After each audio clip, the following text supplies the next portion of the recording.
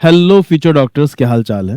इससे पिछली क्लास के अंदर हम लोगों ने टेस्टिस टॉपिक कवर कर लिया था और आज हम शुरू करेंगे एपिडाइडमिस। मैंने आपको स्टार्टिंग में वाली बात बता दी थी कि टेस्टिस के ऊपर पोस्टीरियर साइड में एक हाईली कॉइल ट्यूब मौजूद है जिसे बोला जाता है एपिडाइडमिस। यही एपिडाइडमिस आगे जाके बन जाती है वेस डिफरेंस, जो कि यूराइनरी ब्लैडर के सामने से होती हुई जाके जुड़ जाती है डक्ट ऑफ स्मॉल वेसिकल से टू फॉर्म इजैकुलेटरी डक्ट। ठीक है ना। अब यहाँ पर आपको ये बात भी बता दी थी कि टेस्टिस से निकलते हैं स्पर्म जो एपिडाइडमिस से जाते हुए वेस्ट डिफरेंस की तरफ मूव करते हैं और इधर ये सेमिनल वेसिकल, प्रोस्टेट और कॉपर्स ग्लैंड ये निकालते हैं सेमिनल प्लाज्मा। सेमिनल प्लाज्मा और स्पर्म के मिलने से ही सीमेन बनता है, जो कि सेक्शुअल इंटरकोर्स के लास्ट में व्हाइटिश फ्लूइड निकलता है। तो आज हम शुरू करेंगे अपनी नेक्स्ट क्लास एपिडाइडमिस के बाद।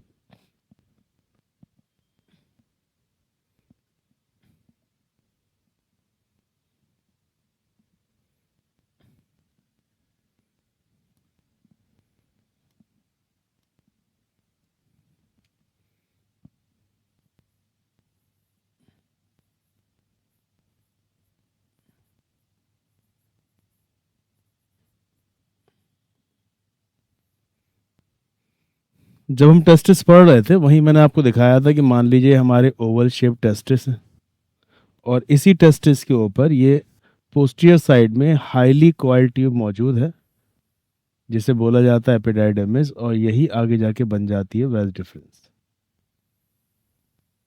ठीक है। यहाँ समझने की बात यह है कि एपिडाइडमिस एक हाईली कॉइल ट्यूब है। बाहर से देखने पर इस तरीके से आपको स्ट्रेट लाइन बना के दिखा दी जाती है, असल में highly coil tube.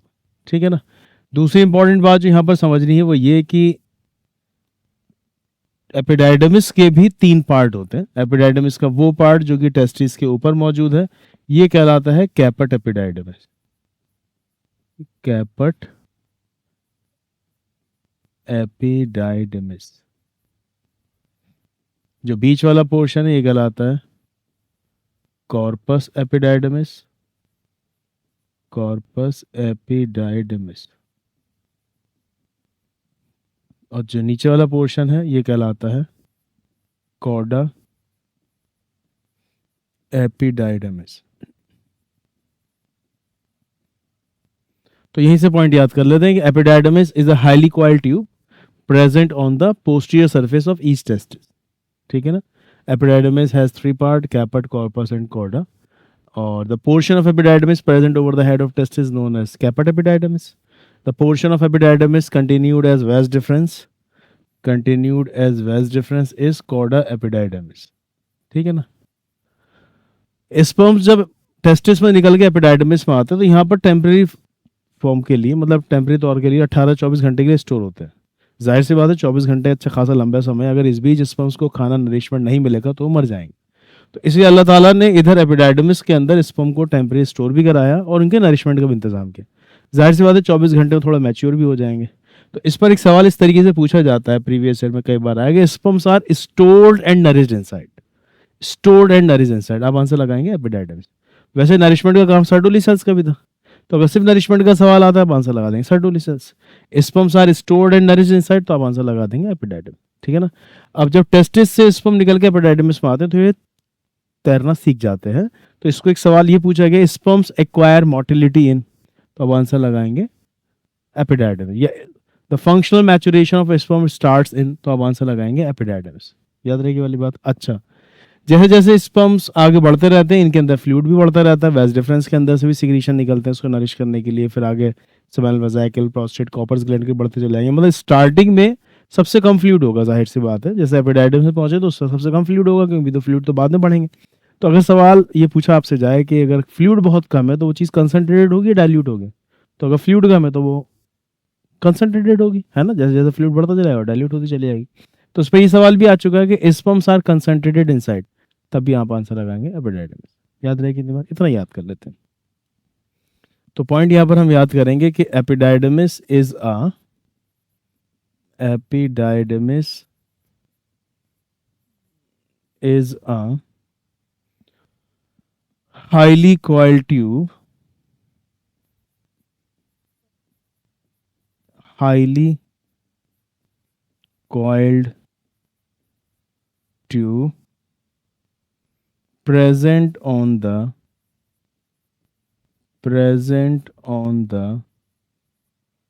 posterior surface of each testis, present on the posterior surface of each testis. ठीक है, इधर फिर एक पॉइंट याद कर लेते हैं कि एपिडाइडमिस का जो मेन फंक्शन है वो है storage and nourishment of sperms है, थोड़ा बहुत मैचुरेशन भी। तो एक सवाल जो काफ़ी फेमस है यहाँ से वो ये पूछा जाता है कि sperms are stored and nourished inside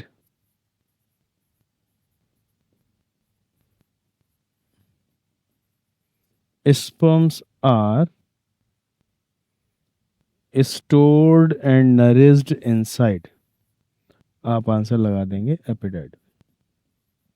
epididymis. सवाल ऐसे ही पूछा गया है कि sperms acquire motility in, sperms acquire motility in, कहाँ से वो चलना सीखते हैं, तो इनके तैरने का मामला एपिडाइडमिस से स्टार्ट हो जाता है। स्पर्म्स एक्वायर मोटिलिटी इन एपिडाइडमिस। कंसंट्रेशन को लेके भी सबसे ज़्यादा कंसंट्रेटेड स्पर्म एपिडाइडमिस में ही नज़र आएंगे। तो sperms are concentrated inside, sperms are concentrated inside, तब भी आप आंसर लगा देंगे एपिडाइडमिस। ठीक है, 3 पार्ट होते हैं इसके, कैपेट, कॉर्पस और कॉर्डा। पॉइंट कवर कर लेते हैं कि epididymis has 3 parts. Epididymis has 3 parts। कौन कौन से? कैपट, एपिडाइडमिस,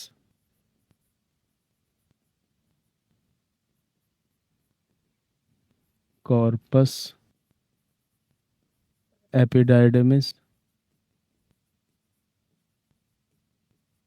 और chorda epididymis.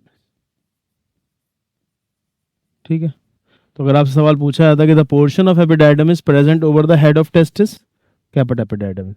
The portion of epididymis continued as vas deferens, cauda epididymis. ठीक है, क्वेश्चन लिख लेते हैं कि the portion of epididymis present over the head of testis is, the portion of epididymis present over the head of testis is, आप answer लगा देंगे कैपेट epididymis. कैपेट epididymis.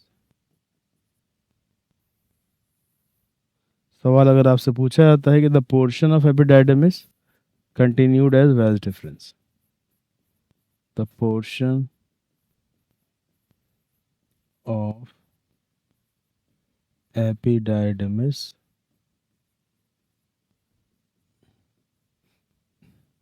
continued as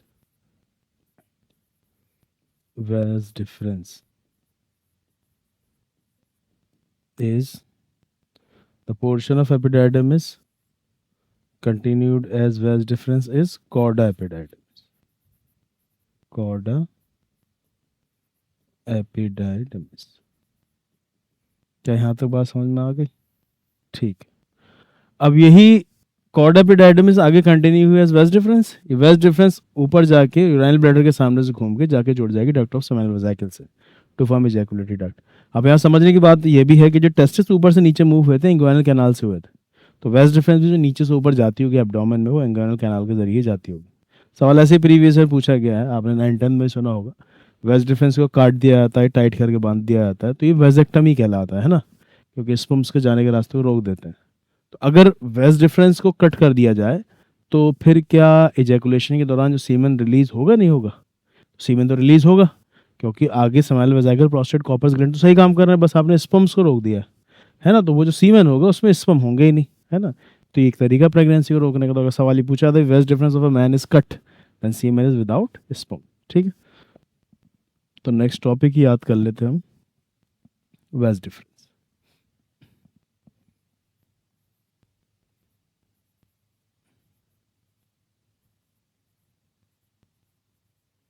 waste difference को वेजा डिफरेंशिया भी बोला जाता है।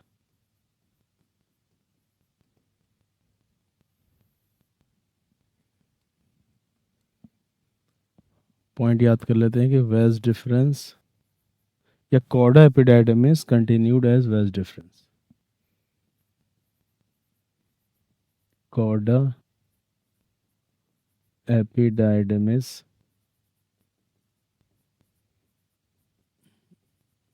continued as vas difference।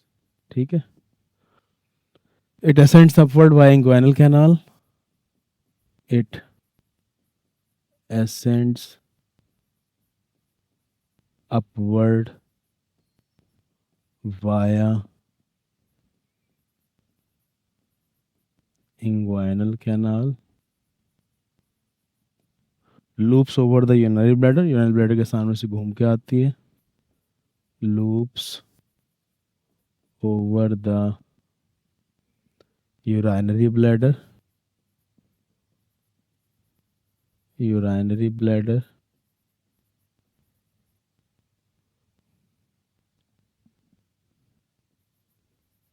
and finally joins with the duct of seminal vesicle, with the duct of seminal vesicle to form ejaculatory duct. Duct of seminal vesicle to form ejaculatory duct। जो waste difference है, ejaculatory duct है, ये भी store करती हैं और transport करती हैं स्पर्म को। यहाँ एनसीईआरटी में लिखा हुआ नहीं है नरिशमेंट वाली बात, लेकिन एपिडाइडमिस की तरह ये भी स्टोरेज भी करती हैं, नरिश भी करती हैं और ट्रांसपोर्ट भी करती हैं स्पर्म को। फिलहाल मैं लेकिन लिख देता हूँ एनसीईआरटी वाली लाइन कि these ducts also stores and transport sperms. These ducts also stores and transport sperms, stores and transport sperm। ठीक है ना। एक और सवाल याद कर लेते हैं, if vas deferens of a man is cut then semen is without sperm, क्योंकि स्पर्म्स को आगे बढ़ने की जगह ही नहीं मिलेगी। If vas deferens of a man is cut then आप आंसर लगा देंगे semen is without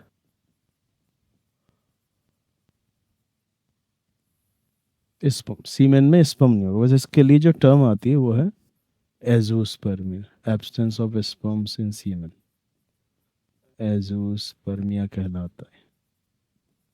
तो वेजेक्टमी ये टर्म होती है जिसकी वजह से एजोस्पर्मिया हो जाता है। ठीक है ना। थोड़ा सा पढ़ लेते हैं पेनिस और यूरेथ्रा के बारे में। मैं आपको याद दिलाऊं, हमने पिछली क्लास में वाली बात पढ़ी थी। नेक्स्ट टॉपिक ले लेते हैं हम, पेनिस एंड यूरेथ्रा।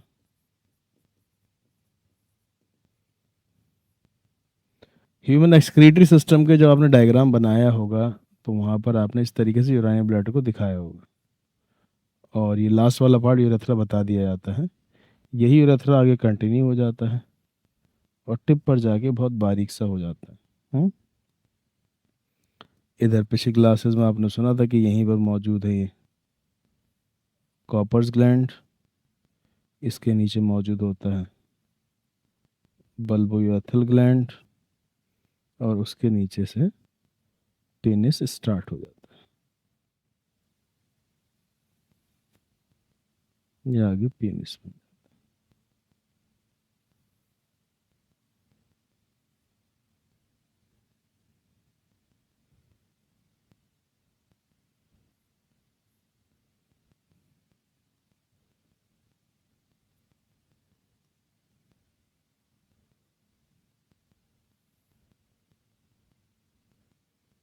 ठीक है, तो यहाँ से हम एक लाइन समझ सकते हैं। मैंने यहाँ इसको थोड़ा सा डायलेटेड दिखाया था ना, शायद आपको याद हो इस तरीके से। ठीक है, कि ये यूराइनरी ब्लैडर है, नीचे ऊपर से यूरेटर आ रहे हैं, यही यूराइनरी ब्लैडर, ये यूरेथ्रा। तो ऐसे एक लाइन हम याद कर सकते हैं कि यूरेथ्रा के तीन पार्ट होते हैं। जो प्रोस्टेट ग्लैंड के अंदर होता है वो कहलाता है प्रोस्टेटिक यूरेथ्रा, प्रोस्टेटिक यूरेथ्रा। जो बल्बोयूरेथ्रल ग्लैंड के अंदर होता है वो कहलाता है मेम्ब्रेनस यूरेथ्रा, मेम्ब्रेनस यूरेथ्रा। और जो पीनिस के अंदर होता है वो कहलाता है पिनाइल यूरेथ्रा, पिनाइल यूरेथ्रा। ठीक है, तो यूरेथ्रा ओरिजिनेट हुआ है फ्रॉम द यूराइनरी ब्लैडर, और यहाँ पर जो इसकी टिप होती है जहाँ से यूरिन पास होता है इसे हम बोलते हैं यूरेथ्रल मीएटस, यूरेथ्रल मीएटस, या फिर इसे बोला जाता है यूरो जेनाइटल अपर्चर, क्योंकि इससे यूरिन और सीमन दोनों पास होता है। वैसे इसको एक्सटर्नल मीएटस ही बोला जाता है, एक्सटर्नल मीएटस। ठीक है, मैंने आपको ये बताया था कि इसके आगे की साइड एक लूज फोल्ड होता है स्किन का, जिसे बोला जाता है फोर स्किन या फिर प्रीप्यूस। तो ये हो गया फोर स्किन, या फिर इसे बोला जाता है प्रीप्यूस। क्योंकि पीनिस बाहर से नजर आता है, इसलिए हम पीनिस को मेल एक्सटर्नल जेनाइटली बोल सकते हैं। तो penis is also known as male external genitalia, male external genitalia. ठीक है ना। इसके अंदर इरेक्टाइल टिश्यूज होते हैं, मैं कट सेक्शन में और अच्छे से दिखा दूंगा, अभी समझाने के लिए ऐसे बना देता हूँ कि पीनिस के अंदर मौजूद होते हैं सिलेंड्रिकल इरेक्टाइल टिश्यूज, जो कि इरेक्शन ऑफ पेनिस में मदद करते हैं ताकि इंसेमिनेशन हो सके, फीमेल की बॉडी में सीमेन जा सके। दो ऊपर होते हैं, एक नीचे की साइड मौजूद होता है, इन्हें बोला जाता है इरेक्टाइल टिश्यूज। समझ में आ रही वाली बात? यहीं पर हमने दिखा दिया था, इधर आगे तो पीछे वाला पोर्शन दिखाया है, यहीं अगर आगे बना दिया जाए तो इस तरीके से ये एजैकुलेटेड डक्ट दिख जाएंगी, जो कि जुड़ी हुई होंगी सेमिनल वेजाइकल के डक्ट के साथ, और फिर ये वेज डिफरेंस। इस तरीके से तो समझा था हमने, है ना। ये वेज डिफरेंस हो गई, ये इसकी डक्ट हो गई, और ये है ना, ये सेमिनल वेजाइकल हो गई।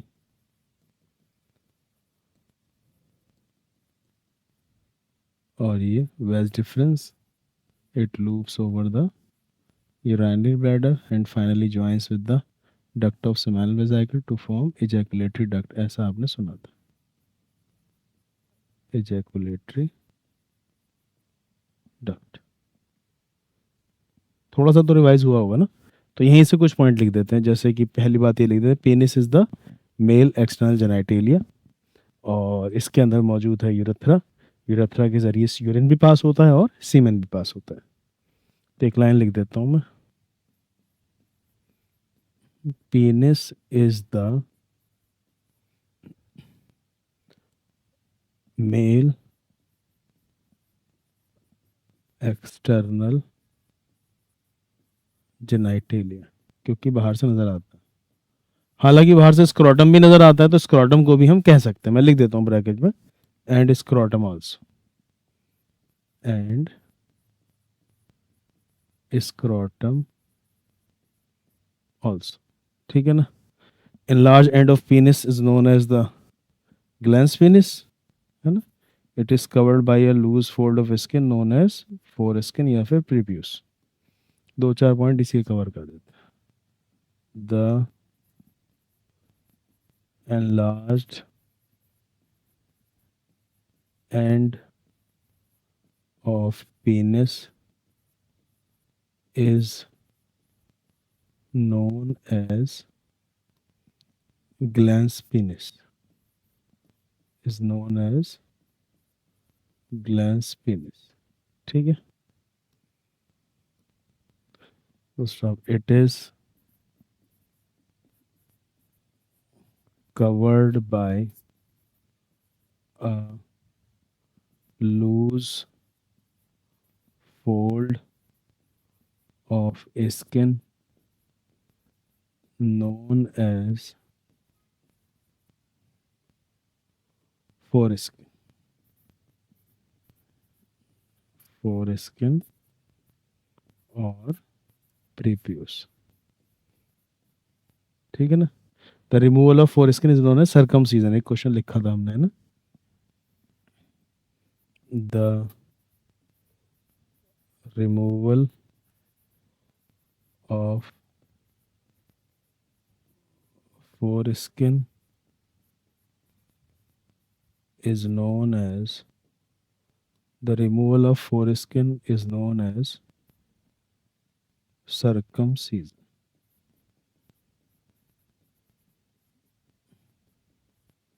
the removal of foreskin is known as circumcision। Penis contain 3 cylindrical erectile tissues, ये समझ में आएगा। मैं आपको कट सेक्शन दिखाऊंगा, तो मैं जरा सा आपको पीनिस का कट सेक्शन दिखा देता हूँ।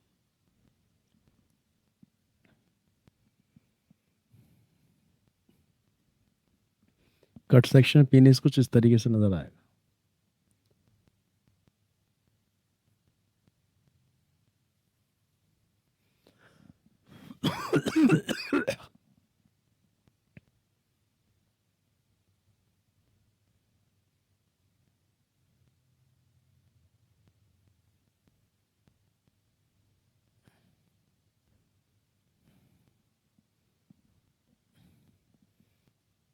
दो इरेक्टाइल टिश्यूज ऊपर की तरफ है, इन्हें बोला जाता है कॉर्पोरा कैवर्नोसा, और एक नीचे की तरफ है कॉर्पस स्पॉन्जियस।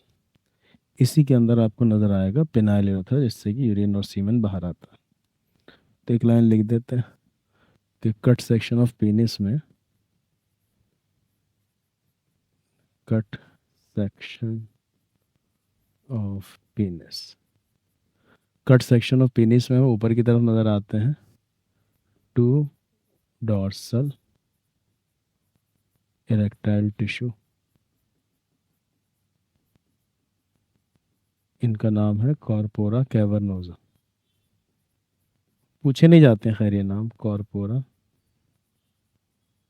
कैवर्नोसा। ये एक नीचे की तरफ मौजूद है, वन वेंट्रल इरेक्टाइल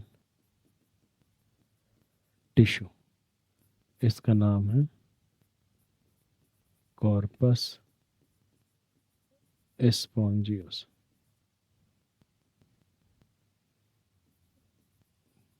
ठीक है। अंदर हमें दिख रहा है पिनाइल,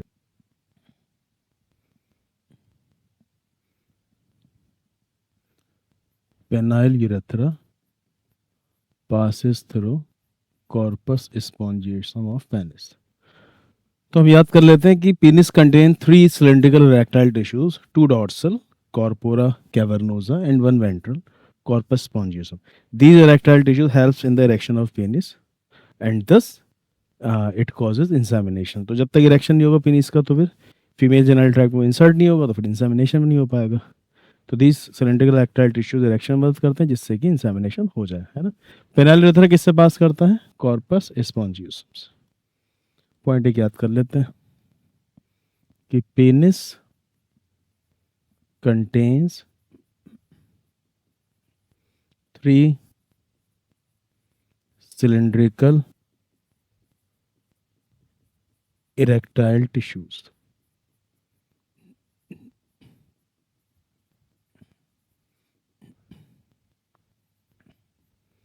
2 dorsal, 2 ऊपर की साइड है,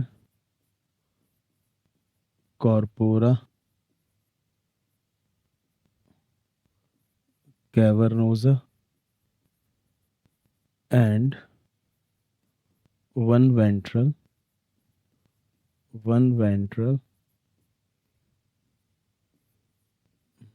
corpus spongious. तो these erectile tissues causes erection of penis and thus helps in insemination. ऐसे लाइन याद कर लेते हैं. These erectile tissues causes erection of penis and thus helps in insemination. ठीक है. पूछा आपसे जाएगा पेनाइल यूरेथ्रा किसके पास होता है? Corpus spongiosum penis. Penile urethra passes through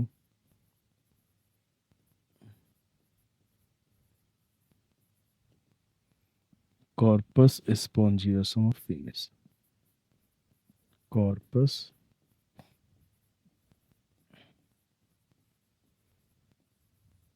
of penis. ठीक है. थोड़े से यूरेथ्रा के पॉइंट भी याद कर लेते हैं. जैसे पहली एक बात तो आप याद कर सकते हैं कि ये जो यूरेथ्रा है it originates from the urinary bladder and extends through the prostate gland, bulbourethral gland and the penis. ठीक है ना. दूसरी बात ये कि यूरिन को रोकने के लिए अल्लाह ताला ने इसमें 2 स्फिंक्टर बनाए. स्फिंक्टर मतलब जैसे यूरेथ्रा ऐसे एक ट्यूब है, ऊपर से चौड़ी और आगे जाके पतली होती चली जा रही है, यहीं से यूरिन पास होता है, urethral मीएटस.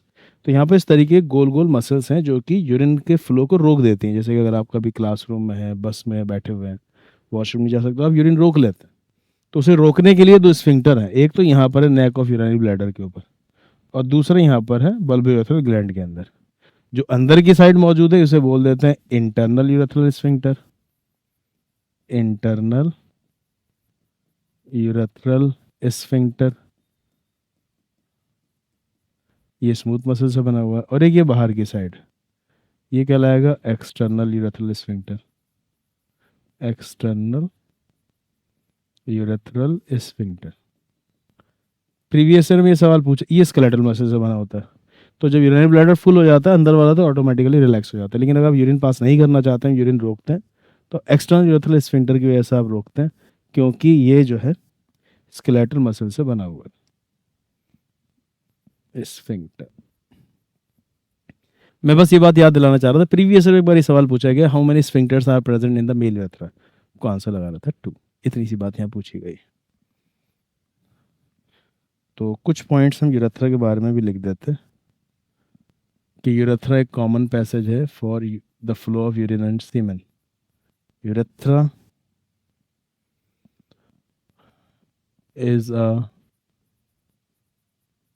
common passage for the flow of urine and semen. ठीक है ना. The nearest part of urethra is external meatus या यूरोजेनिटल एपर्चर, जहाँ से यूरिन और सीमेन पास होता है. तो अगर आपसे सवाल पूछा जाता है कि the narrowest part of urethra is urethral meatus या फिर एक्सटर्नल मीएटस. या यूरोजेनाइटल अपर्चर। मीएटस का मतलब ये होता है ओपनिंग, ठीक है ना। हम ये लिख देते हैं urethra originates from the urinary bladder and then it passes to the prostate gland, bulbourethral gland and the penis. Urethra originates from urinary bladder and then it passes through prostate, bulbourethral gland and penis। कितने sphincter मौजूद होते हैं mail urethra में? दो। पहले एक point लिख देते हैं। Urethra contains two sphincters, two urethral sphincters, two urethral sphincters। पहला है internal urethral sphincter, internal urethral sphincter कहाँ प्रेजेंट होता है? नेक ऑफ यूरिनरी ब्लैडर पर। Present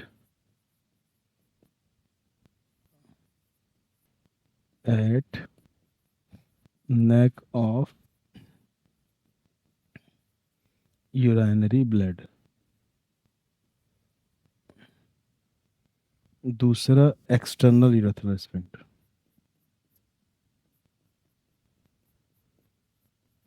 external urethral sphincter. ये कहाँ पर एक्सटर्नल वाला प्रेजेंट होता है? एक्सटर्नल यूरेथ्रल स्फिंक्टर मौजूद होता है कॉपर्स ग्लैंड के अंदर या मेम्ब्रेन यूरेथ्रा के चारों तरफ। Present around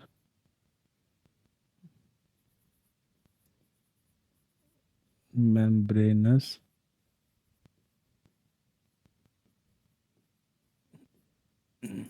urethra. क्या इतनी बात समझ में आ गई? ठीक है, तो हमने यूरेथ्रा भी पढ़ लिया और हमने पीनिस भी पढ़ लिया। नेक्स्ट टॉपिक देख लेते हैं, मेल एसेसरी ग्लैंड। मैंने आपको बताया मेल एसेसरी ग्लैंड में तीन नाम होते हैं, सेमाइनल वेजाइकल, प्रोस्टेट ग्लैंड और बल्बो यूरेथ्रल ग्लैंड। ये ग्रीन कलर से दिखाया है। इसमें से प्रोस्टेट ग्लैंड अनपेयर्ड है, यानी कि सिंगल है। सेमाइनल वेजाइकल भी पेयर्ड होते हैं और बल्बो यूरेथ्रल ग्लैंड या कॉपर्स ग्लैंड भी पेयर्ड होते हैं। एनसीईआरटी बड़ी खूबसूरत एक लाइन लिखी हुई है, the secretions of seminal वेजाइकल prostate, मैं लिख कर दिखा देता हूँ तीसरा नाम, एंड ये ग्रीन कलर से दिखाया मैंने, and bulbo urethral gland, bulbo urethral gland, इसी को कॉपर्स ग्लैंड भी बोलते हैं, कॉपर्स ग्लैंड। इन तीनों के सिक्रीशन से बनता है सेमाइनल प्लाज्मा।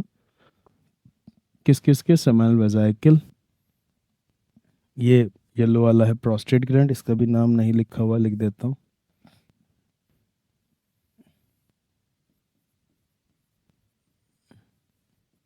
तो सेमाइनल वेजाइकल, प्रोस्टेट ग्लैंड और बल्बो यूरेथ्रल ग्लैंड, इन तीनों के सिक्रीशन से बनता है seminal plasma which is rich in fructose, calcium and certain enzyme. Fructose तो इसलिए होता है कि स्पर्म को तैरना होता है, उन्हें चाहिए होती है एनर्जी, तो एनर्जी ने फ्रक्टोज से मिलती है। कैल्शियम इसलिए होता है क्योंकि जब स्पर्म ओवम का कांटेक्ट होता है, फर्टिलाइजेशन होता है, उस दौरान काफ़ी सारी रिएक्शंस होती है, इसमें कैल्शियम का इंपॉर्टेंट रोल है। एंड सर्टेन एंजाइम, ये जो एंजाइम्स हैं क्लॉटिंग एंजाइम्स हैं, जब तक सीमेन मेल की बॉडी में होता है तो एकदम लिक्विड पानी की तरह होता है।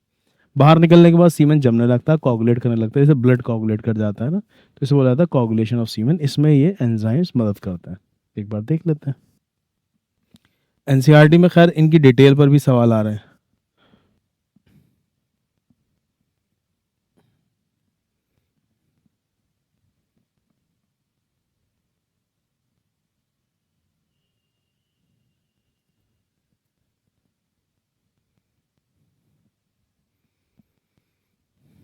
तो हम वन बाय वन अलग अलग भी इनके बारे में पढ़ लेंगे। तो टॉपिक है अपना male accessory gland. Male accessory gland में 3 नाम आए थे, सेमिनल वेजाइकल, प्रोस्टेट और बल्बोयूरेथ्रल ग्लैंड, ये Cowper's gland. Seminal vesicle paired है, प्रोस्टेट ग्लैंड सिंगल। देखने में 2 लगते हैं, असल में कट सेक्शन वाला डायग्राम, जैसे कि ऐसे कट करके दिखाया जाए तो इसके दोनों तरफ थोड़ा बहुत पार्ट दिख रहा है, असल में ऐसा गोल गोल है। प्रोस्टेट ग्लैंड सिंगल है, सवाल पूछा भी जाता है। बल्बोयूरेथ्रल ग्लैंड भी 2। सेमिनल वेजाइकल हो चाहे बल्बोयूरेथ्रल ग्लैंड हो या प्रोस्टेट ग्लैंड हो, इन सब के सिक्रीशन अल्कलाइन है, बेसिक है, इसलिए कि सीमेन का पीएच अल्कलाइन होता है। सेमिनल वेजाइकल जो सिक्रीशन है, अलग अलग पूछा जाता है कि इसके सिक्रीशन में क्या होता है, इसके सिक्रीशन। वैसे तो तीनों के सिक्रीशन मिलकर सेमिनल प्लाज्मा बनाते हैं। सेमिनल वेजाइकल के सिक्रीशन में फ्रक्टोज होता है, प्रोस्टाग्लैंडिन होता है, फिब्रिनोजन। फ्रक्टोज एनर्जी प्रोवाइड करेगा। प्रोस्टाग्लैंडिन इसलिए होता है कि जब सीमेन फीमेल की बॉडी में जाता है तो यूट्रस को कॉन्ट्रैक्ट कराता है, ताकि स्पर्म आसानी से फैलोपियन ट्यूब तक पहुंच जाए, फर्टिलाइजेशन में आसानी हो। तो स्मूथ मसल कॉन्ट्रैक्शन कराता है ये प्रोस्टाग्लैंडिन। इसके अलावा फिब्रिनोजन होता है। इस तरीके से ब्लड क्लॉटिंग में आपने फिब्रिनोजन सुना था नाम, ब्लड क्लॉटिंग मदद करता है। यहाँ पर भी सीमेन का कोगुलेशन फिब्रिनोजन मदद करता है। प्रोस्टेट के सिक्रीशन में कैल्शियम है, जिंक है, क्लॉटिंग एंजाइम होते हैं। कैल्शियम जिंक वो फर्टिलाइजेशन में मदद करते हैं, क्लॉटिंग एंजाइम जो कि सीमेन के कोगुलेशन में मदद करेंगे, ठीक है ना। तो जो एनसीईआरटी में सर्टेन एंजाइम लिखा हुआ क्लॉटिंग एंजाइम ही है।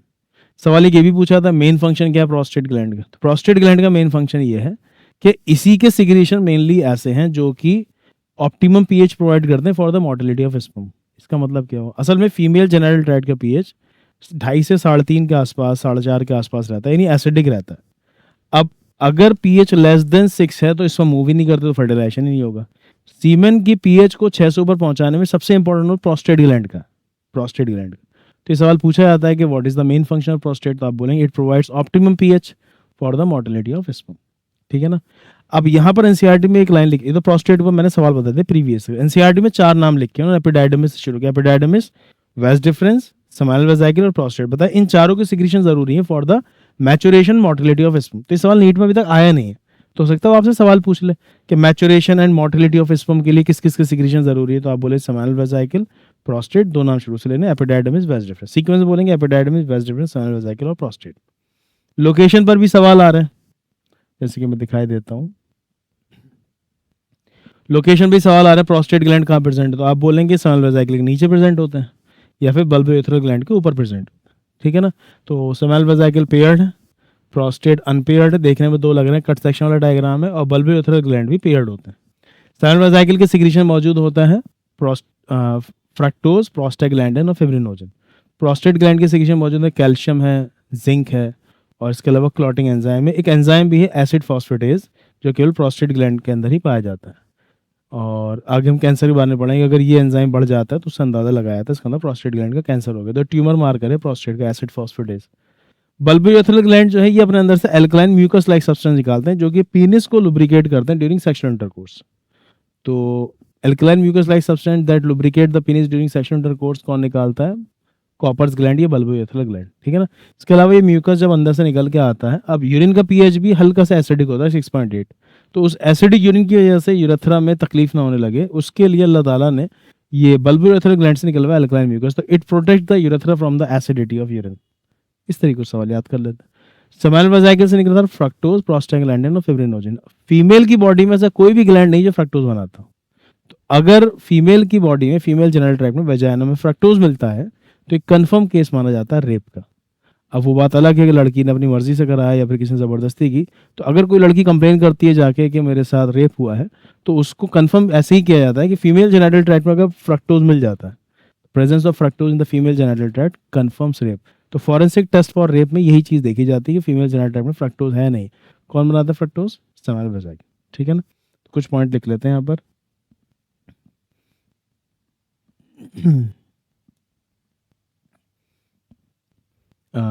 Mail accessory glands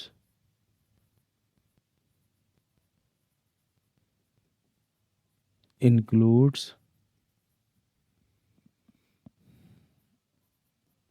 paired seminal vesicle,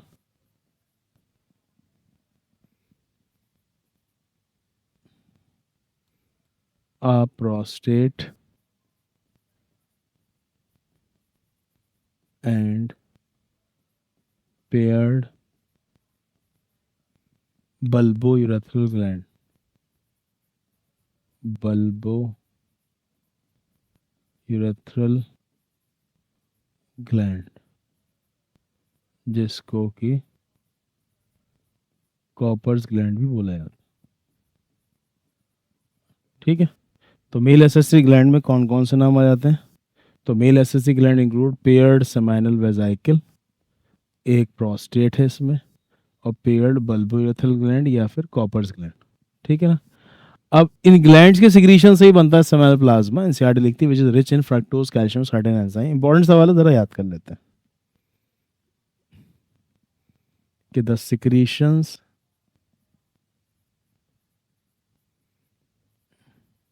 of these glands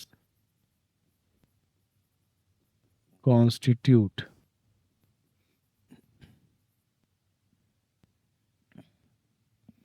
seminal plasma, constitute seminal plasma, which is rich in fructose, calcium, and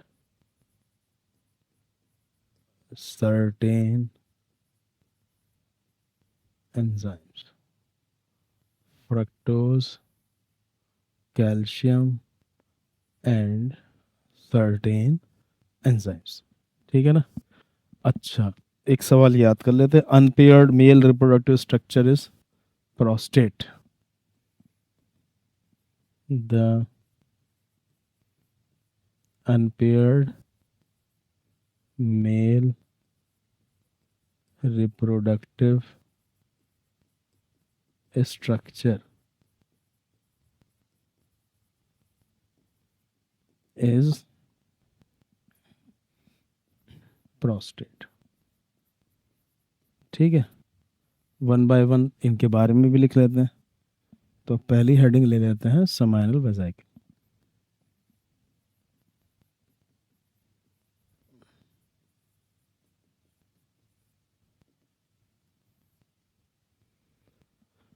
seminal वेजाइकल के सिक्रीशन सबसे ज़्यादा होते हैं इन तीनों में, और एल्कलाइन सिक्रीशन में सीमन का पीएच एल्कलाइन होता है, और इसमें होता है फ्रक्टोज, प्रोस्टाग्लैंडिन और फिब्रिनोजन। फ्रक्टोज एनर्जी प्रोवाइड करेगा for the movement of sperm. Prostaglandin causes contraction in the smooth muscles of the uterus so that the sperm move into the fallopian tube. Fibrinogen clotting of semen में मदद करेगा। ठीक है भाई, यही point यहाँ पे याद कर लेते हैं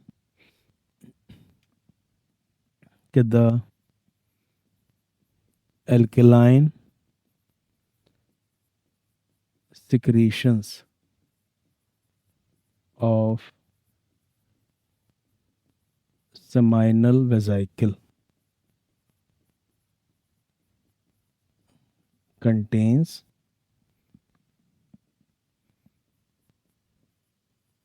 fructose, prostaglandins, and fibrinogen. Fructose, prostaglandin and fibrinogen. ठीक है ना। अच्छा, पॉइंट याद कर लेते हैं कि fructose provides energy for the motility of sperms. Motility of sperms. Prostaglandins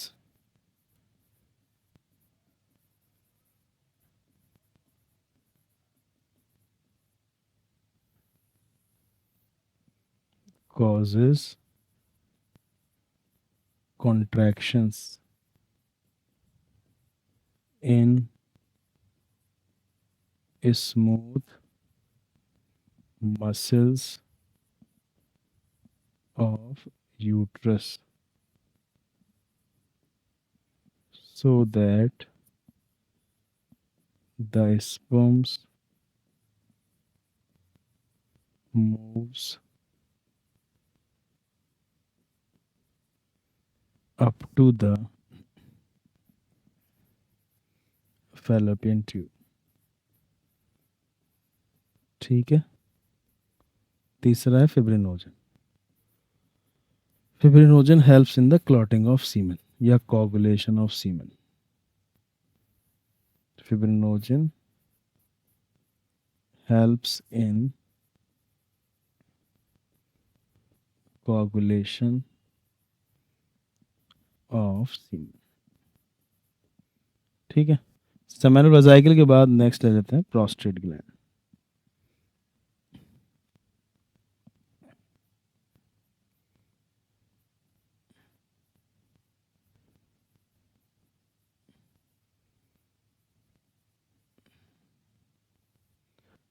prostate gland के सिक्रीशन मौजूद है कैल्शियम, जिंक, क्लॉटिंग एंजाइम. इन तीनों पर सवाल नीट में आ चुके हैं. और इसके अलावा एसिड फॉस्फेटेज एक नाम याद कर लेते हैं. ये एंजाइम केवल प्रोस्टेट ग्लैंड के अंदर पाया जाता है. 2-1 मार्कर है. कैंसर टॉपिक में आप सुनेंगे कि अगर एसिड फॉस्फेटेज बढ़ जाता है तो इसका मतलब अंदाजा लगाया जाता है प्रोस्टेट ग्लैंड का कैंसर हुआ है. प्रीवियस ईयर में क्वेश्चन आया हुआ है कि ये प्रोस्टेट ग्लैंड का मेन काम क्या है. तो जो फीमेल जेनिटल ट्रैक्ट का पीएच रहता है एसिडिक, तकरीबन 3.5 से 4.5 के आसपास. और अगर स्पर्म्स का पीएच 6 से कम है तो मूव ही नहीं करते हो. तो 6 से ऊपर पीएच ले जाने में सबसे इंपॉर्टेंट रोल है प्रोस्टेट का. तो ये सवाल पूछा जाता है what is the main function of prostate. It provides optimum pH for the motility of sperm. हालांकि एनसीईआरटी में वाली बात लिखी है secretions of epididymis, vas deferens, seminal vesicle and prostate are essential for the maturation and motility of sperms. दोनों ही point याद कर लेते हैं.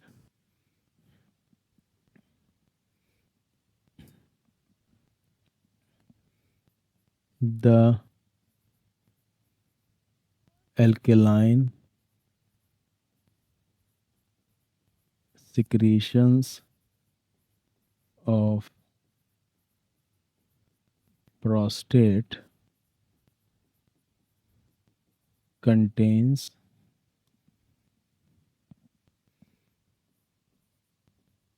calcium, zinc, certain enzymes, acid phosphatase और भी चीज़ें जो इंपॉर्टेंट है वही लिख दे रहा हूँ. Acid phosphatase etcetera. ठीक है. मेन फंक्शन क्या है इसका प्रोस्टेट का कि the main function of prostate is it provides optimum pH for the motility of sperm. It provides optimum pH for the motility of sperms. ठीक है. यहाँ पर एक सवाल हम ये भी याद कर सकते हैं एनसीईआरटी की लाइन के the secretions of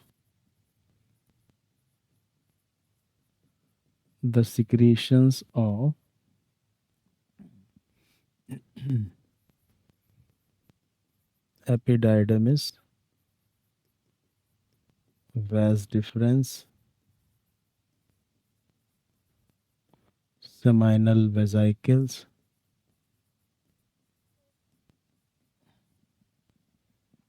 and prostate. The secretions of epididymis, vas deferens, seminal vesicle, and prostate are essential for the maturation and motility of sperms. For the maturation and motility of sperms.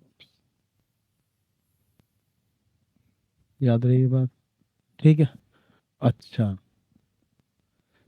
यहाँ पर थोड़ा सा और specific कर देते हैं। Certain enzyme की जगह मैं लिख ही देता हूँ, असल में क्लॉटिंग एंजाइम्स। तो बेहतर है आप इसे याद ही कर लें। स्पेसिफिक एनसीईआरटी में सर्टेन एंजाइम लिखा हुआ है, आप याद कर लें कि ये क्लॉटिंग एंजाइम, इस नाम से सवाल भी आ चुका है। तो एनसीईआरटी में जो सर्टेन एंजाइम लिखा हुआ है वो यहाँ पर क्लॉटिंग एंजाइम। ठीक है। पूछा अगर आपसे प्रोस्टेट ग्लैंड कहाँ प्रेजेंट है, तो आप बोलेंगे बिलो सेमिनल वेसिकल या अबव प्रोस्टेट ग्लैंड। ऐसे याद कर कि प्रोस्टेट ग्लैंड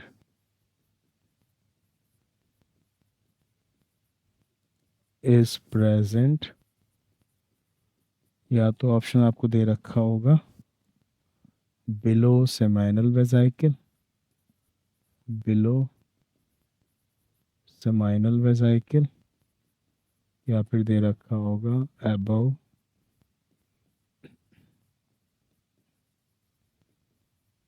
प्रोस्टेट।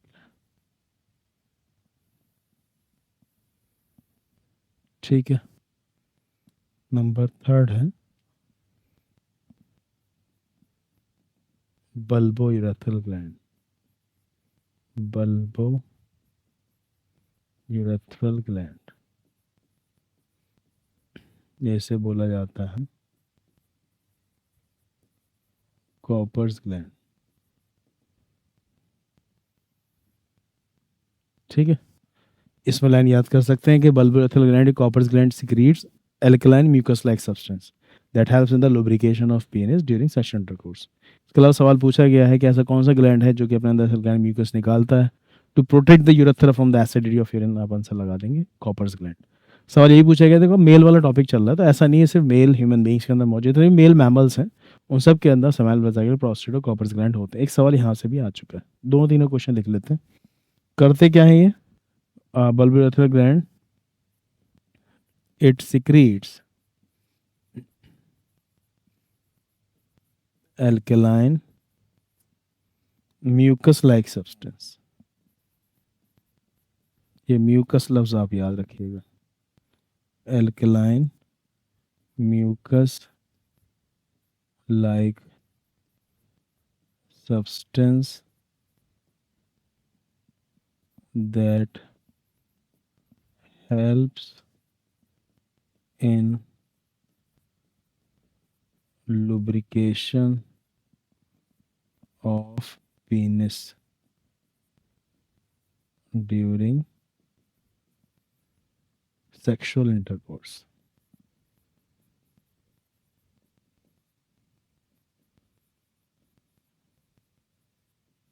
ठीक है। एक क्वेश्चन याद कर लेते हैं। Name the gland that secretes alkaline mucus to protects the urethra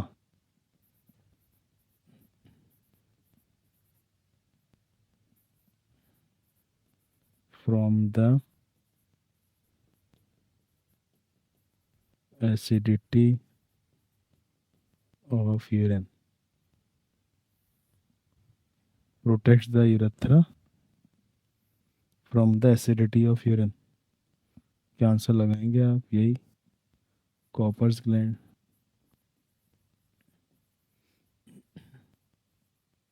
ठीक है। पूछा अगर आपसे Cowper's gland is found in, तो आप बोले all male mammals. Cowper's gland is found in all male members.